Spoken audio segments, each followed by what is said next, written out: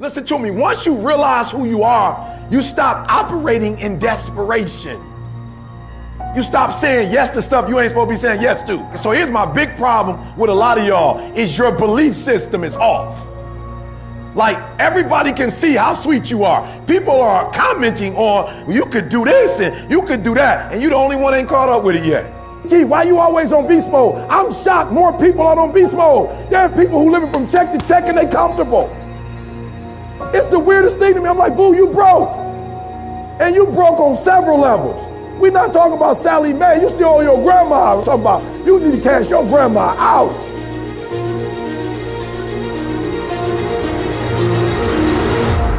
Listen to me, unless you number one in your industry, you shouldn't be chilling. And if you number one in your industry, you got enough common sense to know you better not be chilling. Every single day of my life, I feel like giving 120. Every single day. Somebody said yesterday, E.T., you gave 120. What you gonna do tomorrow? I said, I don't know. Give 140. I don't know, but I don't have days where I don't feel like it. Why? Because I'm counting on me. My wife's counting on me. My son's counting on me. I don't have days to waste.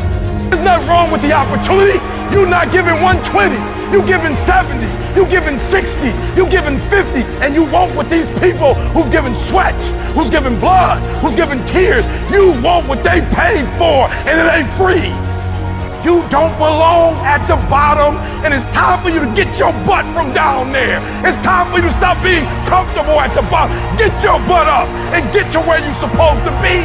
The Bible says he was in a pig pen and he came to himself and he went home. Get your butt up. You are a royal priesthood. Get where you belong. Do what you're supposed to do. Live like you're supposed to live. You got all the stuff. You got it all. But you will not outwork me because your height has nothing to do with my work ethic. Your face has nothing to do with my work ethic. Your two-parent background has nothing to do with my work ethic. You will not outwork me. On your jet, you will not outwork me. In your Bentley, you will not outwork me. You will not outwork me. Get up. Act like you playing basketball. Act like you playing football. Compete. That's what bothers me. Many of y'all are not competing. I need effort. Compete. Go to class. I just left for school telling these kids, act like you playing football. Go in that doggone classroom. Compete. Many of you have lost your competitive edge. Get your competitive edge back. I'm not against no other motivational speaker. I'm just competitive. Some of you are not successful because every single time you run up against a trial, every time you run up against a tribulation, you stop and you cut off beast mode. And what I'm here to tell you is, if you tell that thing, I'm here just like you here, and I promise you, I ain't leaving without the degree. I ain't leaving. I will not leave without that goal. I will not leave without that dream. I will not leave this opportunity until I get it.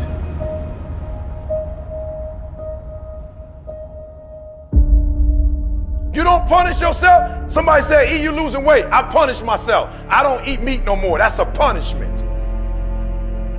Because I remember when I was eating meat, I didn't look like this. I had to give something up to go up. What do you give up? When you don't make the 203 a day, do you not watch TV? That's your problem. You getting to watch TV and not make money and still survive. You got to hear what I'm saying. The reason why you broke is because you getting a reward and you ain't working. I'm not scared that some kid's going to take my spot. If he does, he's going to have to do it with sweat. He's going to have to do it with tears. He's going to have to do it with blood. He is going to have to get up at 2:30 in the morning. If he can get up every day at 2:30, he deserves to take my spot. Some people are taking your spot and they shouldn't take it, but because you're average, it's easy to take your spot. It's easy. It's easy to get to the place before you get there. It's easy to take that client before you get to him. It's easy. It's easy to beat you. Why? You average. Everybody wants to be a beast until it's time to do what beasts do. There's nothing that can stop me because my motives are pure. And the purer your motives are, that you guarantee yourself success. When you're doing stuff for yourself, you can't guarantee it's going to blow up. And no disrespect, but this is why I need you to get your motives have to be pure. This is why. Because what happens is, for each motive, it's a different level of energy. And some of you have like big dreams, but your energy is like a AAA battery. Your battery got to be able to push that dream. If you got a big old dream, but you got a small engine, you're not gonna be able to push it. If dreams were easy, everybody would make them happen. The problem is that most people, I watch most people, they can't get up in the morning. They ain't got no energy. I'm walking through the airport running almost. Most people that I'm with, they don't got the energy to keep up with me. I'm like, boo, ain't nothing wrong with you. You just ain't got the stamina. You just ain't got the energy. You can't smart everything. You can't outthink everything. Some stuff is just, you gotta be powerful. It's just some stuff that you gotta have stamina for. You just too slow. It just take you too long. You wake up, take you 3 weeks to do what it could take 24 hours to do. It don't make you a bad person, but you're gonna forever be average, because to be great, you got to keep up. Today might not be the day, but soon it will be my day, and I will recycle my pain. Say, what do you mean, E.T.? You recycled your pain. I turned homelessness into a book. I turned my father not being in my life to a book. I turned an estranged relationship with my mom into a book. I turned being homeless into a book. I turned being a high school dropout into a bestseller. And not only do they sell it in America, they sell it across the world.